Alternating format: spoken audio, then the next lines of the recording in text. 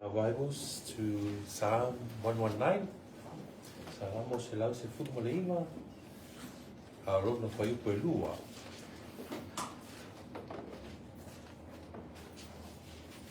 Psalms 119, verse 2.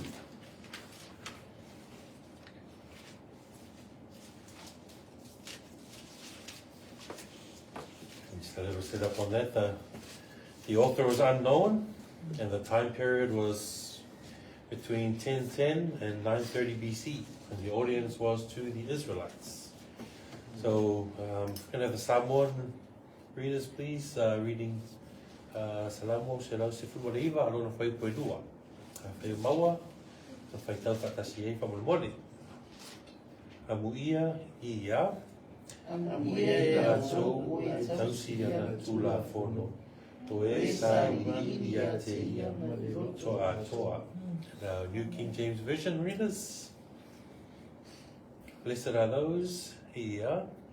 Blessed are those who keep his testimonies, who seek him with the whole heart. Blessed are those who keep his testimonies, who seek him with the whole heart. Just in that alone, I've put across three questions, or a few questions. So it says, blessed are those who keep his testimonies. The first question I want to ask was, what is God's testimonies? His testimonies are also known as his word, as his will, as his commandments, and as his statutes. The Hebrew for the word testimonies is eidah. Eidah.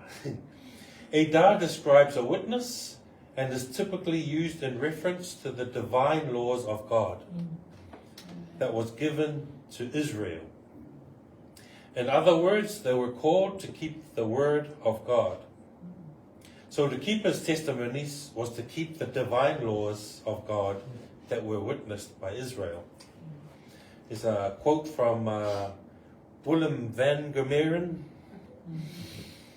Therefore, to obey his testimonies signifies loyalty to the terms of the covenant made between the Lord and Israel. So again, I ask, what is God's testimonies? So God's testimonies, and this one is his divine laws. Second question I want to ask was, how do we seek him with the whole heart? If one will seek God with the whole heart, it must include diligent study of God's written revelation.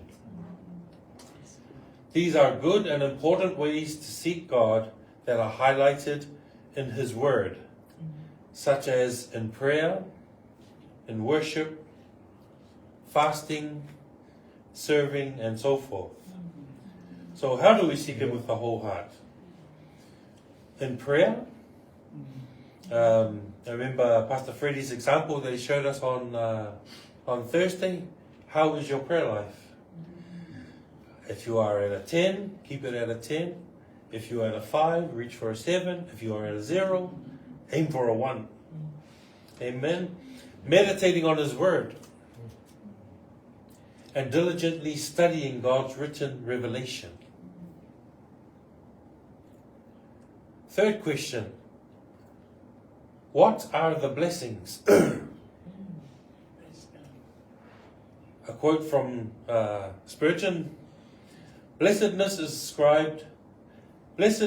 ascribed to those who treasure up the testimonies of the Lord, in which is implied that they search the scriptures, that they come to an understanding of them, and that they love them, and then that they can continue in the practice of them. And that was from Spurgeon.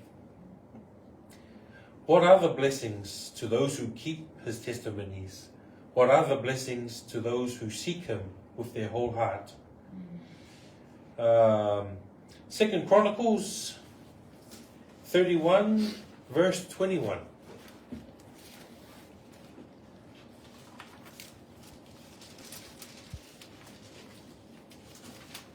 Second Chronicles 31, verse 21.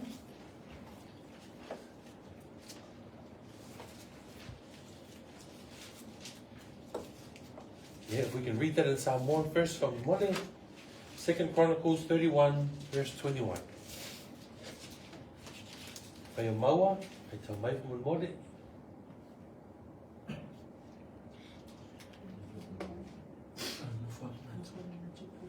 No whai inga tu. Alright, sorry.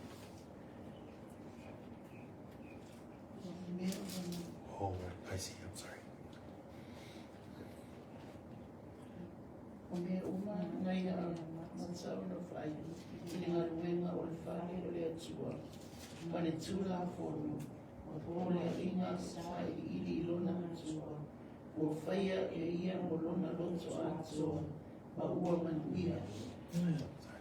So the Second Chronicles, sorry guys, if you have it in your NKJV, and in every work, yeah, And in every work that he began in the service of the house of God, in the law and in the commandments, to seek his God, he did it with all his heart, so he prospered.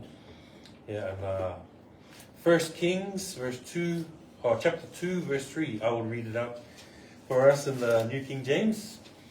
1 Kings 2, verse 3. And keep the charge of the Lord your God, to walk in his ways, to keep his statutes, his commandments, his judgments, and his testimonies, as it is written in the law of Moses, that you may prosper in all that you do, and wherever you turn. So what are the blessings? The blessings are that we are prosperous in our service to God. We are prosperous in our service to God. My third question, how do we apply that to today? How do we apply that to today? How do we apply keeping God's testimonies or his divine law? How do we apply seeking him with the whole heart? And how do we apply our prosperous service to God? Number one, by the renewing of our minds. Romans 12 verse 2. Roma lona ta upoe. Sifun malelua alona fai upoe lua.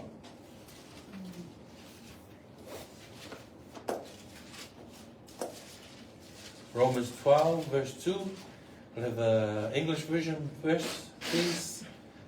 And do not be conformed to this world, but be transformed by the renewing of your mind, that you may prove that the good and acceptable and perfect will of God. Number one was by the renewing of your mind.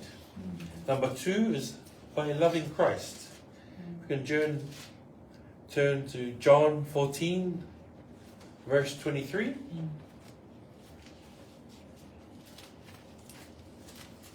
And I love the way the apostle writes this verse here. John 14, verse 23.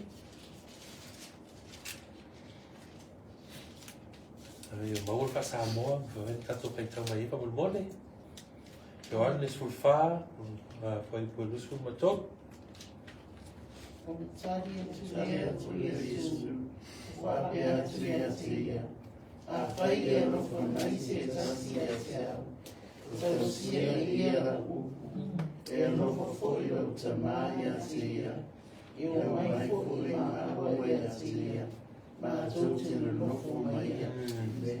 love the way the apostles written it there.